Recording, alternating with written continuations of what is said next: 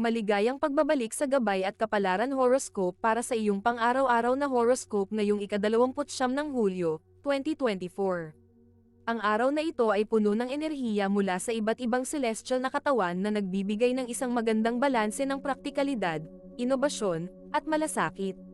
Sa ilalim ng impluwensya ng araw at planetang Venus sa sektor ng Leo, makakaramdam tayo ng masiglang pagpapahayag, habang ang buwan sa sektor ng Taurus ay nagbibigay ng emosyonal na katatagan. Ang planetang Mercury sa sektor ng Virgo ay nagdadala ng malinaw at mabisang komunikasyon, na magpapadali sa mga intelektual at sosyal na gawain. Ang planetang Mars at Jupiter sa sektor ng Gemini ay nagpapataas ng ating enerhiya at sigla, habang ang planetang Uranus sa sektor ng Taurus, Saturn sa sektor ng Pisces, at Neptune sa sektor ng Aries ay nagtutulak ng inobatibong pag-iisip at empatiya. Gayunpaman, ang planetang Neptune sa sektor ng Aries ay maaaring magpapataas ng emosyonal na sensitibidad, na ginagawa kang mas madaling kapitan sa idealistang pag-iisip o pagtakas kung ang mga bagay ay hindi napupunta ayon sa plano. Mahalagang manatiling makatotohanan, gamit ang iyong mga makabagong ideya at likas na empatiya upang humanap ng mga nakabubuong paraan upang matugunan ang anumang mga issue. Tingnan natin ang horoscope para sa bawat zodiac sign at alamin kung ano ang inihanda ng mga planeta at bituin para sa iyo. Aries, ang araw na ito ay nagdudulot ng bagong pananaw sa iyong career.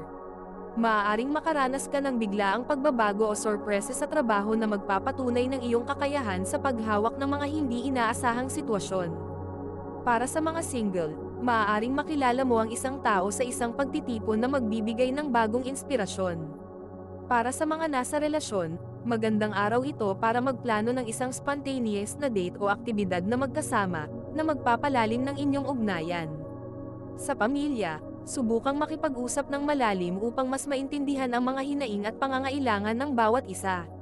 Para sa mga may anak, hikayatin silang maging malikhain sa kanilang mga proyekto o gawain sa paaralan. Financially, magandang panahon ito para suriin ang iyong mga plano at maghanap ng mga bagong oportunidad. Iwasan ang pagiging impulsive lalo na sa mga desisyon na may kinalaman sa pera. Ang iyong lucky color ay red, na magbibigay sa iyo ng karagdagang enerhiya at determinasyon. Taurus, ang araw na ito ay nagdadala ng katatagan at praktikalidad sa iyong buhay. Sa trabaho, maaari kang makaranas ng mga bagong responsibilidad na magpapakita ng iyong kakayahan sa pagpaplano at organisasyon. Para sa mga single, maaaring makilala mo ang isang tao sa isang seminar o workshop na may parehong interes sa mga praktikal na bagay. Para sa mga nasa relasyon, magandang araw ito para sa isang simpleng date night na nagtatampok ng inyong paboritong pagkain o aktibidad. Sa pamilya, subukang maglaan ng oras para sa isang bonding activity tulad ng pagluluto o gardening. Para sa mga may anak, hikayatin silang mag-focus sa kanilang mga hilig o hobby na nagpapalakas ng kanilang self-esteem. Financially, magandang panahon ito upang suriin ang iyong mga gastusin at mag-set ng long-term goals. Iwasan ang pagiging masyadong matigas ang ulo o stubborn sa mga pagbabago. Ang iyong lucky color ay green, na magdadala ng kapayapaan at kasaganaan.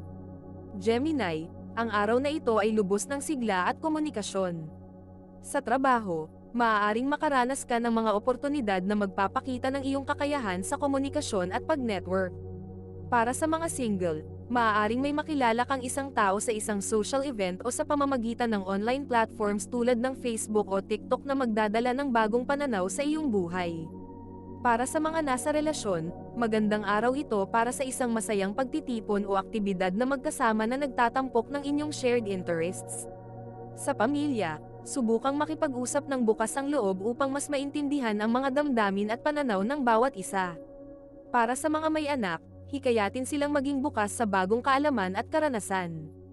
Financially, magandang panahon ito upang maghanap ng mga bagong oportunidad na maaaring magdagdag sa iyong kita. Iwasan ang pagiging masyadong makalat o scattered ang focus. Ang iyong lucky color ay yellow, na magdadala ng sigla at kasiyahan. Cancer, ang araw na ito ay nagdudulot ng emosyonal na katatagan at malasakit sa iyong buhay. Sa trabaho, maaaring makaranas ka ng mga sitwasyon na magbibigay daan sa iyong pagiging maalaga at nagbibigay suporta sa iyong mga kasamahan. Para sa mga single, maaaring may makilala kang isang tao sa isang family gathering o community event na may malalim na emosyonal na koneksyon. Para sa mga nasa relasyon, magandang araw ito para sa isang malalim na pag-uusap tungkol sa inyong mga plano sa hinaharap. Lalo na ang mga aspeto ng emosyonal at pinansyal na seguridad. Sa pamilya, subukang makipag-usap ng bukas ang loob upang mas maintindihan ang mga damdamin at pananaw ng bawat isa. Para sa mga may anak, hikayatin silang maging bukas sa bagong kaalaman at karanasan.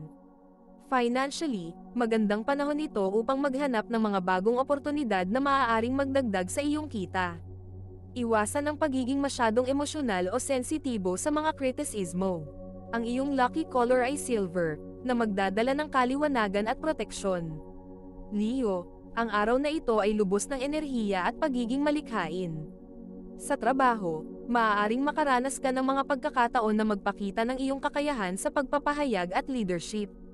Para sa mga single, maaaring may makilala kang isang tao sa isang social event na magdadala ng excitement sa iyong buhay. Para sa mga nasa relasyon, magandang araw ito para sa isang romantic date o aktibidad na nagpapalalim ng inyong emosyonal na koneksyon. Sa pamilya, subukang maglaan ng oras para sa isang bonding activity tulad ng pagluluto o malikhaing proyekto.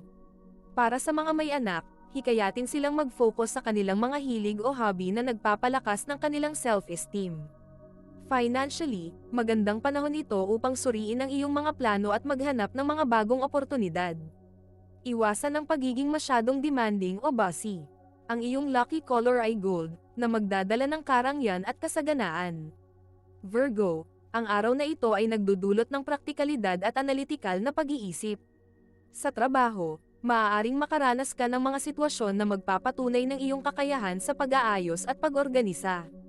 Para sa mga single, maaaring may makilala kang isang tao sa isang workshop o training session na may parehong interes sa detalyadong pag-iisip.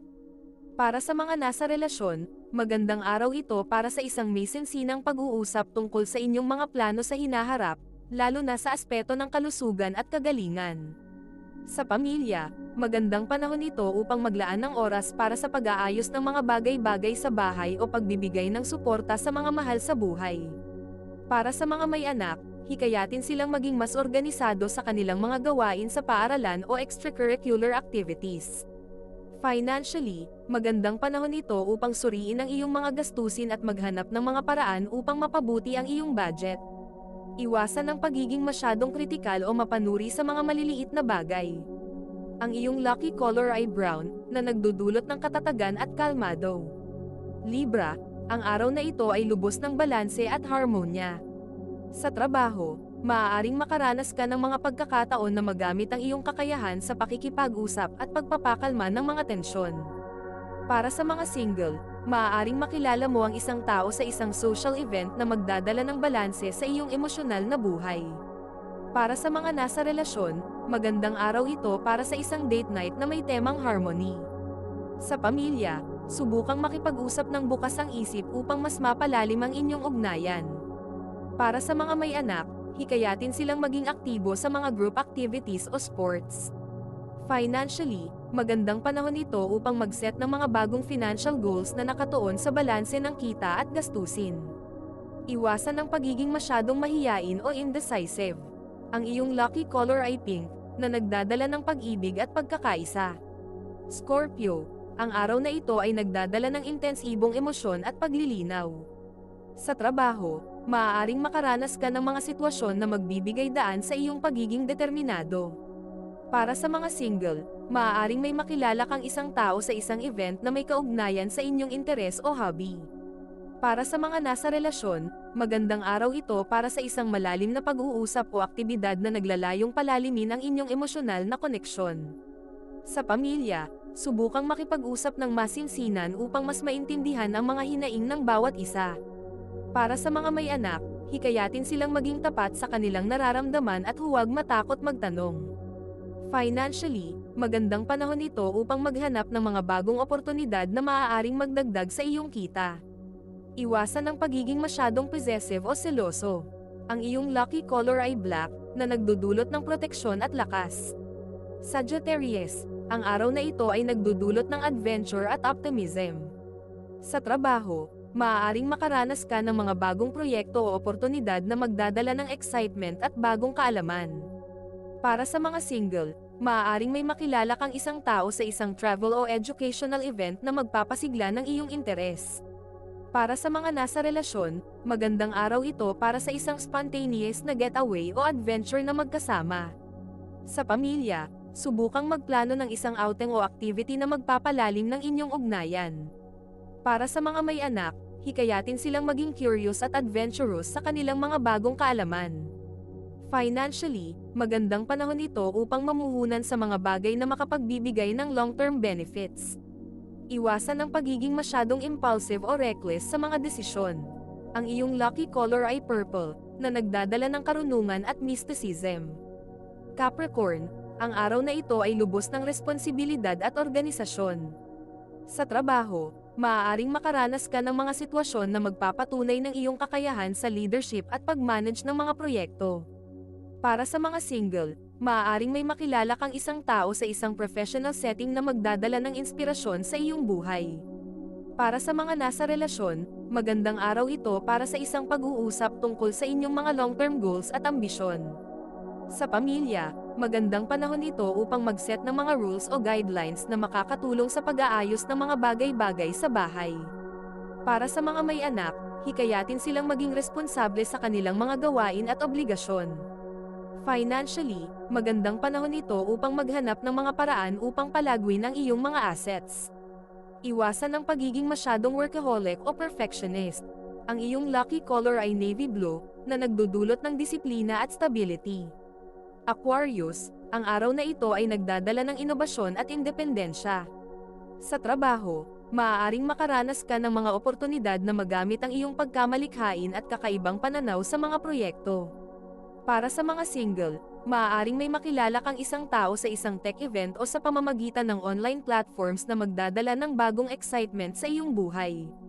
Para sa mga nasa relasyon, magandang araw ito para sa isang unique date o activity na magkasama, na nagpapakita ng inyong individuality. Sa pamilya, subukang maglaan ng oras para sa isang meaningful conversation tungkol sa inyong mga plano sa hinaharap. Para sa mga may anak, hikayatin silang maging creative at innovative sa kanilang mga proyekto. Financially, magandang panahon ito upang maghanap ng mga bagong paraan upang makapag-ipon o mamuhunan sa mga bagong inobasyon tungkol sa technology. Iwasan ang pagiging masyadong detached o malayo sa mga kasamahan. Ang iyong lucky color ay turquoise, na nagdadala ng freshness at creativity. Pisces, ang araw na ito ay lubos ng emosyonal na pagkakaisa at intuisyon na pananaw. Sa trabaho, maaaring makaranas ka ng mga sitwasyon na magbibigay daan sa iyong pagiging empathetic at supportive sa iyong mga kasamahan. Para sa mga single, maaaring may makilala kang isang tao sa isang artistic o spiritual event na magdadala ng lalim sa iyong buhay. Para sa mga nasa relasyon, magandang araw ito para sa isang intimate na pag-uusap o aktibidad na nagpapalalim ng inyong emosyonal na koneksyon. Sa pamilya, subukang maglaan ng oras para sa isang bonding activity tulad ng paggawa ng malikhaing sining. Para sa mga may anak, hikayatin silang maging expressive sa kanilang mga damdamin at kaisipan. Financially, magandang panahon ito upang suriin ang iyong mga gastusin at maghanap ng mga paraan upang maging mas mindful sa iyong financial decisions. Iwasan ang pagiging masyadong idealistic o escapist. Ang iyong lucky color ay aqua, na nagdadala ng kalmado at inspirasyon. Ito ay isang gabay lamang at nasa inyo kung paano ninyo tatanggapin ang horoscope para sa araw na ito. Kung nagustuhan ninyo ang iyong horoscope, paki-thumbs up at mag-subscribe sa aming channel at pindutin ang notification bell para maging updated sa aming mga pang-araw-araw na horoscope. Salamat sa panonood at hanggang sa susunod, naway palagi kayong gabayan ng mga bituin at naway mapuno ang inyong mga puso ng hiwaga.